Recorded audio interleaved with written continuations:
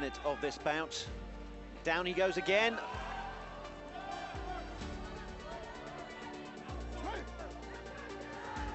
He can't do it, Goodrich. The gold has gone to Skelley. Christopher Skelley takes the gold medal for Great Britain. Fantastic result for him.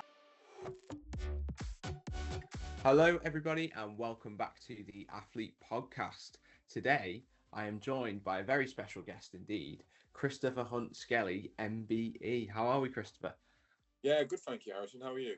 I'm all good. A little bit sick, but all good nonetheless. So we usually start these podcasts off by asking the athlete, how did you get into your sport? Oh, great question. So I got into the sport at the age of 5. I was a very shy young man, and I didn't make a lot of friends at school. Was bullied a lot, and I didn't really fit into any kind of little groups you make at primary school. And my mum and dad got quite worried about me. So what they did, they put me into 2 sports, which were very, you got close to people very quickly, and it gave me some really good values, which I kind of carry through to today. And it was judo and rugby. Nice. And judo and rugby have been 2 of the biggest sports in my life, and I believe that having sport in my life has helped me to really just grow as a person and really being there in the toughest periods of my life. Yeah.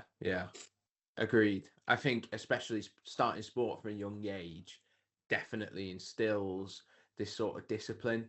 And I think in children too, it's really good because it teaches them how to lose, which is like a weird thing to say, but it teaches them to be graceful in the face of hardship, doesn't it?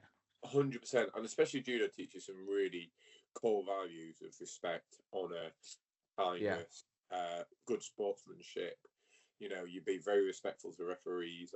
It's really important that people learn that, especially kids at such a pivotal ages or when they're going through school. So yeah, I really enjoyed both sports, and judo especially really did save my life. Yeah. I'm going to go off the cuff a little bit here. So we had a taekwondo athlete on the podcast. I believe it was a few episodes ago now, and she was talking about the progression of the belts and things like that. I wanted to know how that process is maybe similar or differentiates from some of the other martial arts within judo. Very similar, really. All martial arts, you have to kind of gain your belts. Just they have different colours for different levels. So for me, I think having belts is a really good way of showing progression and showing commitment to the sport. I also do Brazilian Jiu-Jitsu alongside my judo, so I believe that both really do help each other, and both entails different disciplines. Judo especially is very physical, very hard. You have to really show respect, and it's a really good sport to learn, and it's a very good sport to learn as self-defense. In case anything happens. I think it's really important for people to learn stuff about self-control and not being the aggressor. It's a really, really good sport to learn, and I've been very lucky to learn it for nearly 26 years. Wow. Of my life. So yes, I am quite old, Harrison. I know. I don't. But yeah, so it's been there my whole life. As long as some of my younger teammates were alive when I was on the team. So yeah, it's been a great sport, and I still love it now. Am I correct in saying that you have to, for the belt, sort of I wouldn't know what word to call it, but when you go up or gain a new belt, you have to learn these Japanese words? Yes, there's a lot of Japanese words you have to learn. I know majority of them, but some of them I still have to learn it again. But, yeah, it's there's 2 ways of getting your belts in judo. There's the technical side, so the technical grading, or you can competitively grade. I went down a competitive grading for a long time. But I still love the technical side of it. Watching someone being thrown through the air with minimal effort is just such a beautiful thing to watch. And it's really interesting the way people do actually, look at the sport, and you know, I've been very lucky to go to Japan. God, nearly 20 times. Wow. You know, I practically lived there at one point. So you know, just to see the sport there as well, and the way that it's like people who are like 90, 95 years old still put the judo suit on and throwing people around, and it's just wonderful to watch. You can keep going to the day you die. Wow, because it is all about the sort of respect of the art, isn't it? Massive, and massive. I'm not as familiar with judo myself, so when you say that 95-year-olds are chucking people around, it's absolutely mental. I remember at the Kodokan in Japan, which is like the home of judo. It's like it's like it's just a fantastic place. I've been very lucky enough to stay there numerous times. You stay in the kind of the hostel down below, and it's an absolutely brilliant place to stay. And it's just a bit like a pilgrimage. Every judo fighter wants to go to the Kodokan. I've been very lucky to be a member there now, which is incredible. And yeah, it's just an incredible place to go. And I say, you've got so many people of different ages. You've got people who are 5 years old to like 95. The oldest I had a fight with on the mat was about 75, and he asked me for a randori, and I was like, oh my god. And then proceeded to chuck me around the judo mat. And then I was humbled very quickly by this 75-year-old man. And do you know what? That's the beauty of the sport, you know. But you get humbled, you stand up, you bow, and you respect each other. Yeah, that's the biggest thing in judo's respect. Exactly. So let's talk a little bit about your sort of early, let's say, rise. So as a child, you were into judo, rugby. I'm sure that there came a point where you had to choose between two of them. So mine's a little bit different. So I've always been visually impaired and hearing impaired, but my visual impairment wasn't diagnosed till my later teens. I always wanted glasses, and I always struggled with my sight, but they just gave me glasses and told me to get on with it, and I was like, okay, you know, and I did. I just lived with it, you know, not knowing what it was. And then when I got to my teens, it did actually get quite difficult with my eyesight.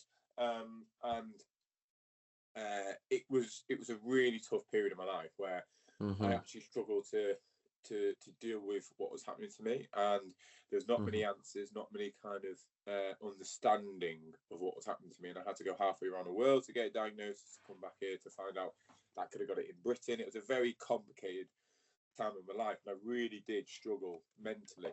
But the one thing that was there for me was judo. Judo was the kind of savior in my life that kept me going, and that kind of kept me grounded, and it kept me kind of escaping from what was happening to me outside. Sadly, I had to give up my rugby at the time because I couldn't carry on playing rugby. I couldn't go outside without wearing sunglasses and a hat. And it just got really difficult to play rugby. So the only sport really left for me was judo. And at the time, I didn't know, you know, there was other visually impaired sports out there.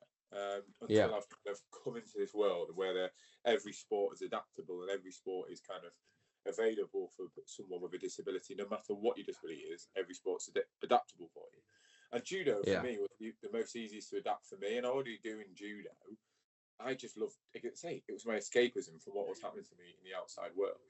And judo just became that savior. It became that kind of that constant that didn't leave my life, where a lot of things was leaving my life. And as I say, I just started to compete. I was competing blindfolded. So before I had my lenses, so currently now I'm wearing sunglasses, but these are what I wear around the house because I can't wear lenses 24/7. They're very bad for your eyes if you keep them in. So I've got these kind of glasses that I just wear to try and just protect my eyes as much as I can. And if I go outside now, these on, I'll have a hat on. But at the time, I didn't know about contact lenses, so I thought blindfolded.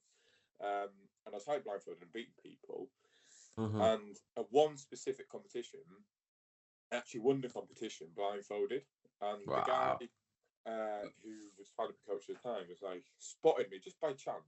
I went, what are you doing? And then they explained what happened and explained why I was happening. And then he told me about the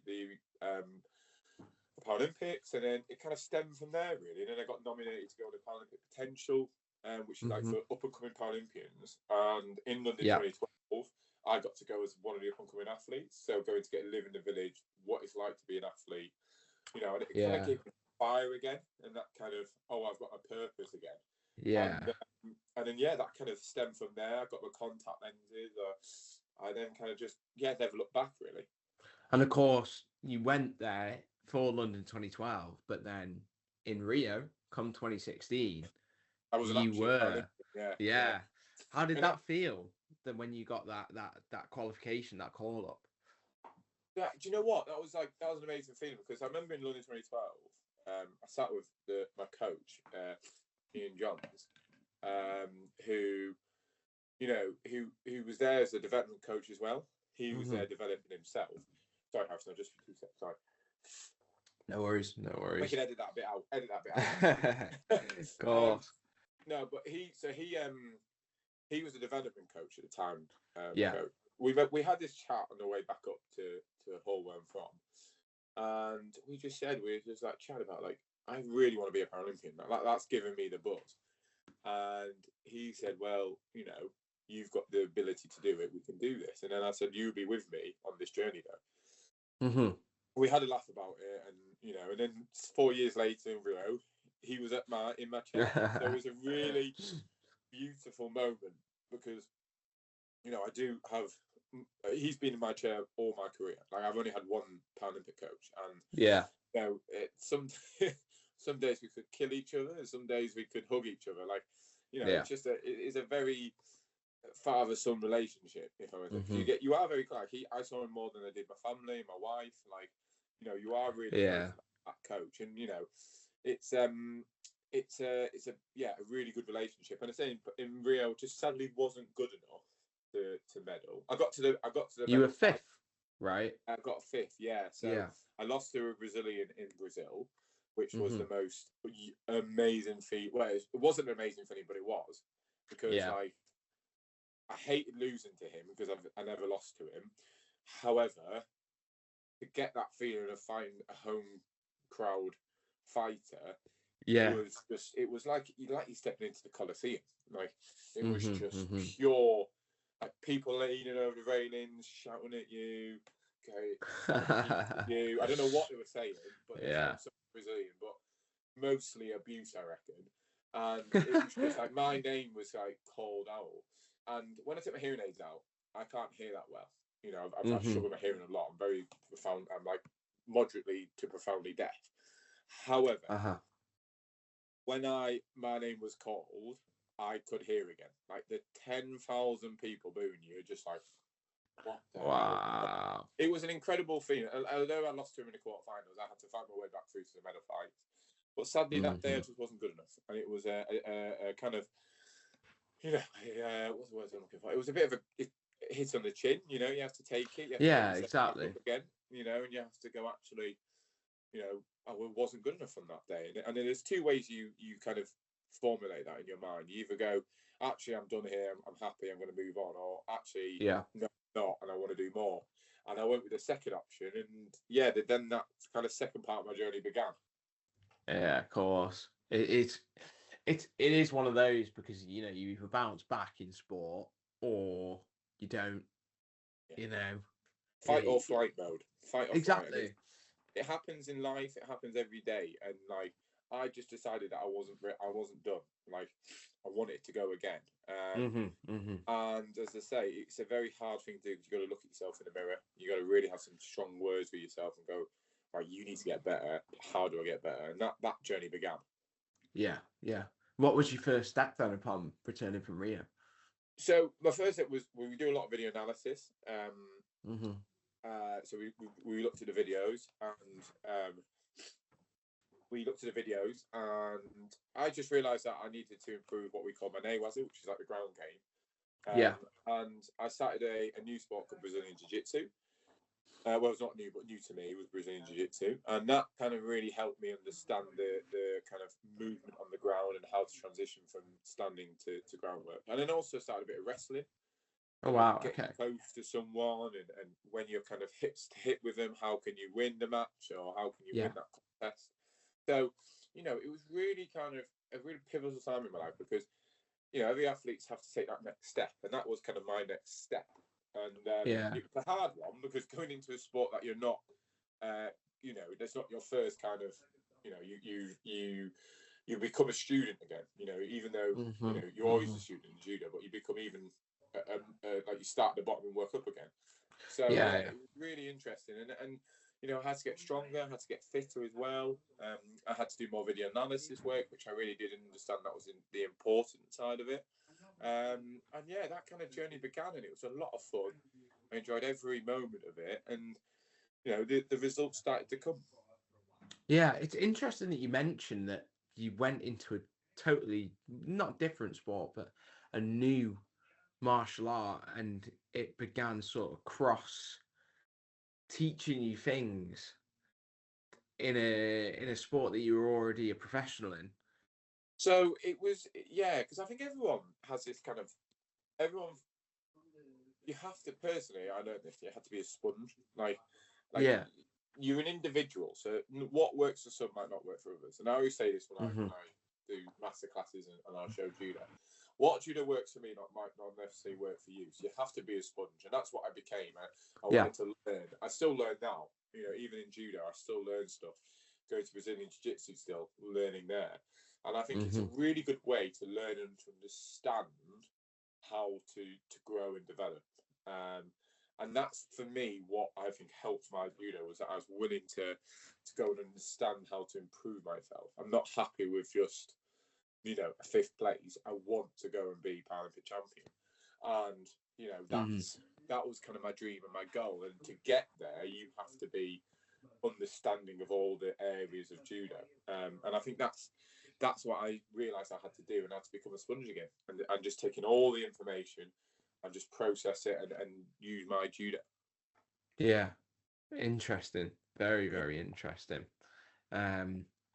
So what I'd like to move on to for a little bit now is, at the sort of peak of the Olympic cycle. I'm not sure when this is. Maybe it's a year before the Olympics. Maybe it's like slap bang in the middle, 2 years. What would a day of training look like for you? So it's really weird, because when I got to kind of my second Paralympics, it was really tough, because obviously COVID, and the training had to adapt.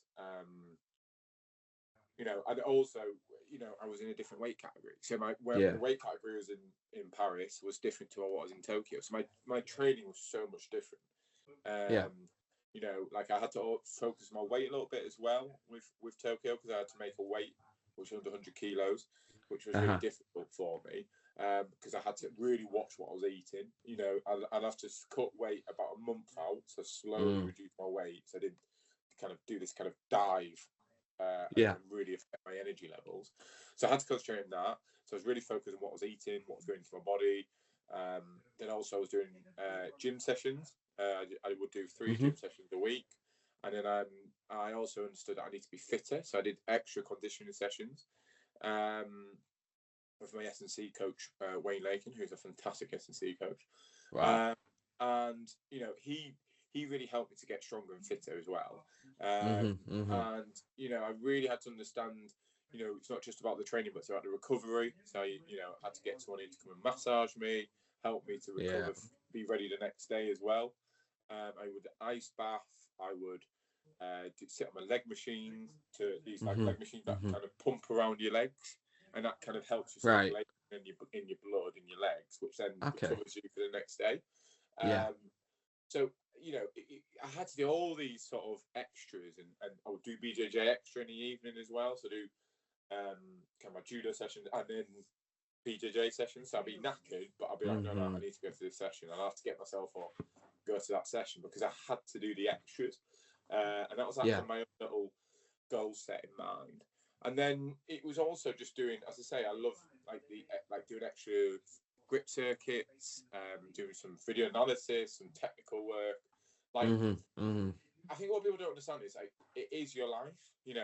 Although it isn't doing a job, like being an athlete is 24/7. You know, as soon as you go to bed, Absolutely. recovering and waking up, recovering, waking up, getting yourself ready for the next day. Like, it's just like eat, sleep, train, repeat. And it was like Yeah.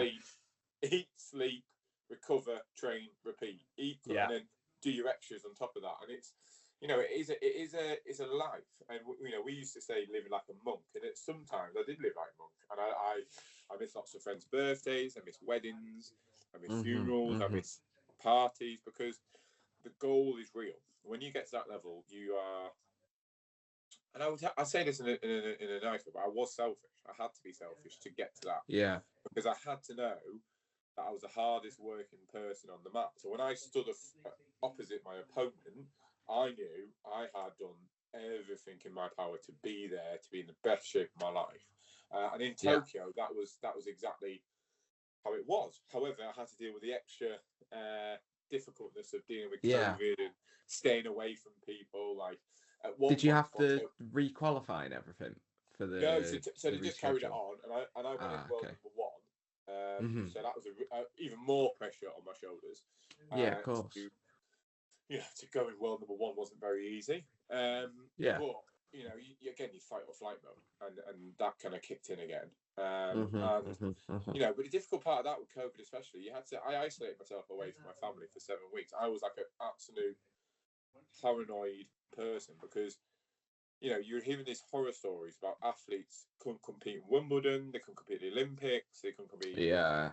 And like the Paralympics was a little bit later than the Olympics, so it's like about a month later. So you're like, oh God, I don't want to go anywhere. So I just said to my wife, and she said it to me as well, like, just please isolate yourself, like, because she was so worried about her passing it on to me.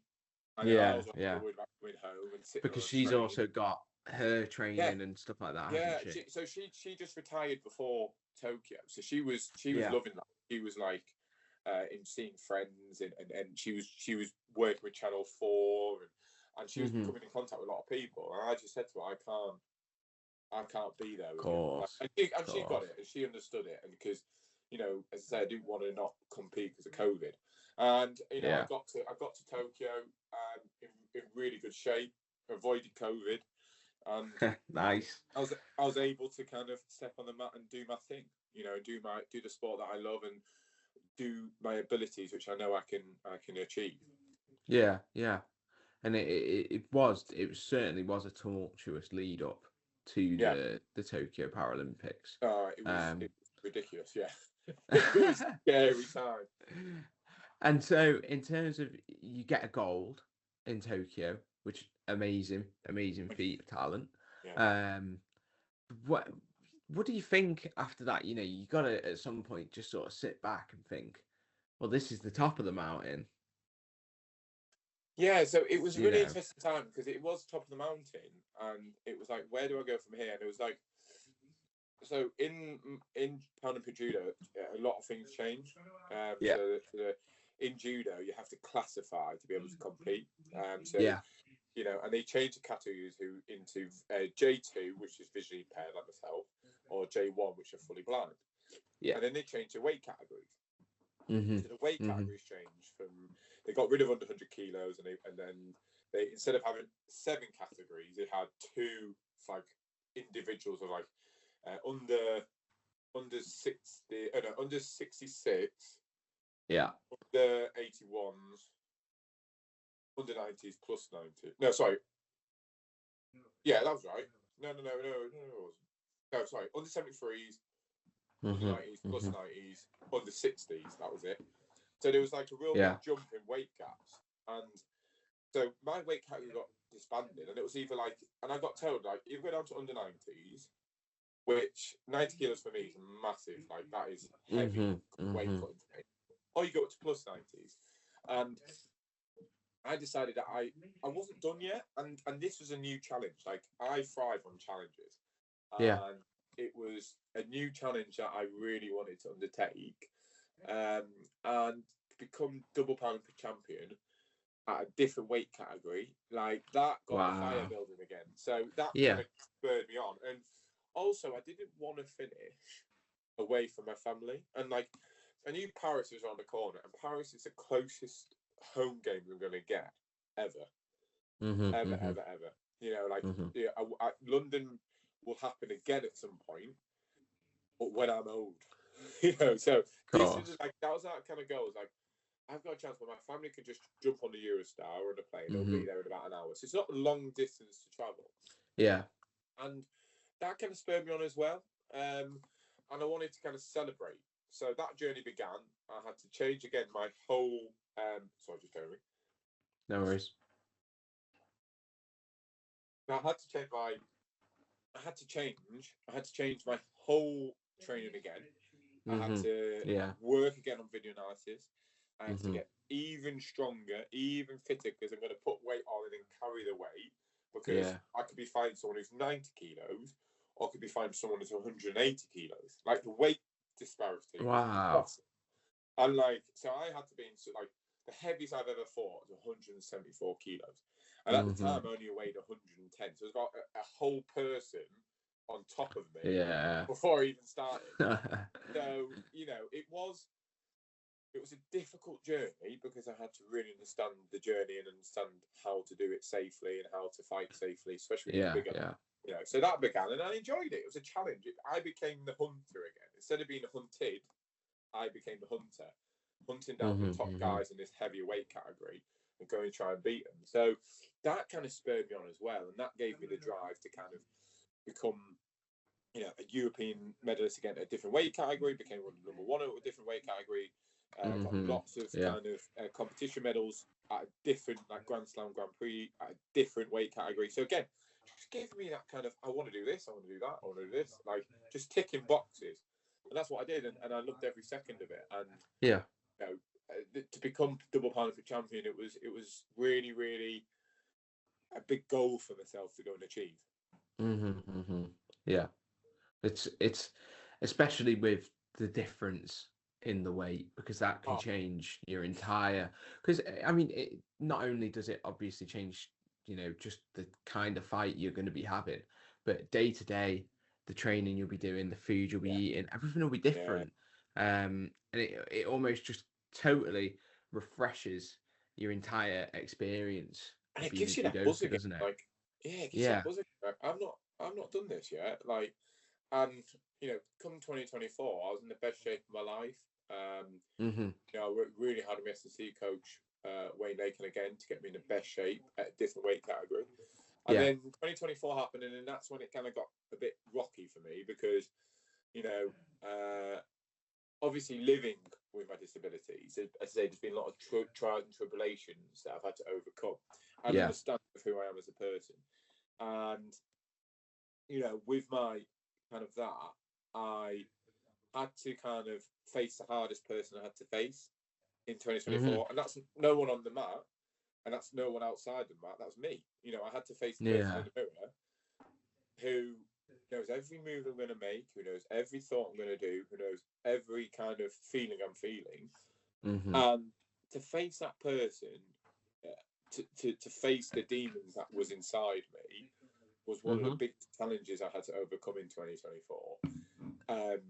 To be able to sit here and like be very honest with you and kind of tell you about that, having that fight, you know, and I'd never think about talking about that a year ago. But because I feel so confident now and feel so whole again as a person, and understand my disability really well, I'm able to have them conversations. But 2024 was a really tough time because I had to face that tough person. But when I stepped on the mat in Paris, that's my first competition of the year. That's my first time I fought anyone of the year because of what was happening to me with kind of understanding, like I wasn't allowed to fight because I had to get classified again, and they weren't classifying me, and it was just it was a massive sugar show, as we call it, by everyone, and no one would take responsibility. And then when I finally got able to be classified and to fight, I actually caused an injury to myself, which meant I had to then recover from an injury, then recover mentally, and then be able to step on the mat in Paris was like, a huge win for me. So when I stepped on the mat, crazy journey. I'm happy to be here. I'm just happy to be here. Let me go and do my thing. Like that's what I said. If like when I step on a mat at the Paralympics, I'm ready to go. You know, I know I've done the hard work. And that's what, Yeah. you know, I knew I did the hard work. I knew the hard yards. I wasn't competition ready, maybe not, but I've been there and done it before. So I had the experience. So I didn't really need that much competition time. But, yeah.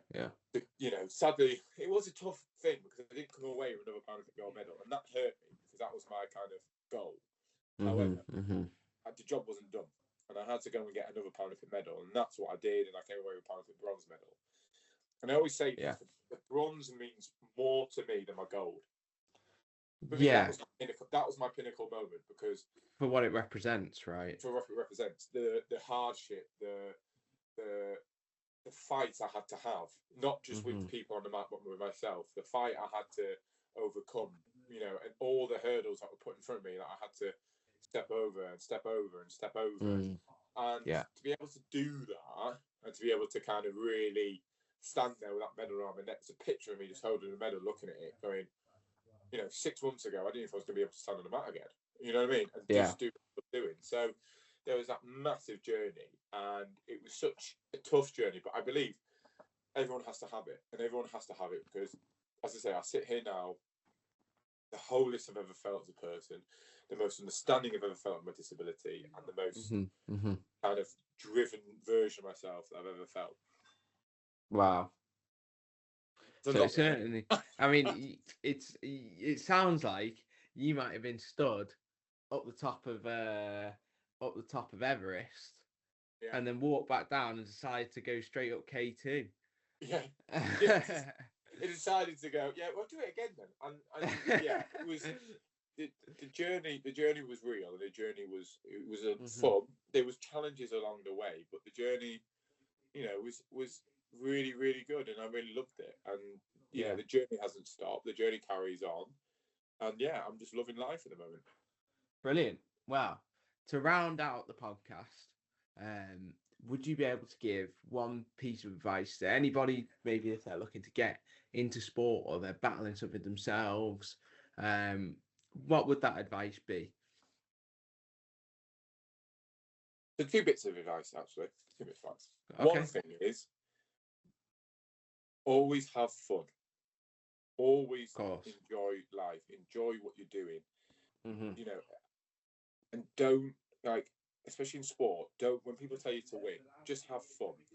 Just enjoy yourself. Yeah. The second one is, if you are struggling and if you are having a hard time, please don't be afraid to ask for help. You know, I had that on my journey. I got to the stage where I just had to put my hand up and go, I need help. I need to speak to someone. And that's what I did. And I do believe when you do put your hand up, it is a scary thing to admit, but the amount of people that will come to your aid and becoming your shield wall of kind of dealing with that toughness is really important. So my thing is to have fun, enjoy life, but also if you do need help, put your hand up because someone will come running. Of course. Brilliant. Wow. Thank you very much. That was. I know, so a bit deep and meaningful for a Monday, isn't it? I mean, I didn't even get to ask you what your favourite cheat meal was. That is a pork pie. Sorry. Brilliant. Yeah. Brilliant. There's a famous thing after Tokyo where I did the interview and the Channel 4 person was like, "Do you have anything to say to anyone at home?" And the first thing is actually on, you can find a clip. I went, "Louise, get the pork pies ready. I'm coming home." And be inundated with pork pies. It was the most beautiful moment. Wow. I had like unlimited pork pies. Oh, brilliant! I mean, it's one of those things I'd quite like to be inundated with too. To be honest. Like a bit of Heinz ketchup on the side. Just pickle. I mean, it's not for me, but I'll always try to keep an open mind. Anyway, thank you very much for joining us. You've done an amazing job of recounting all of your stories and experiences. It's been a really deep and an interesting episode. So thank you. No, thank you. And I look forward to speaking to you again soon. And thank you everybody else for joining us too. Thank you for joining everyone. Can't wait to meet everyone.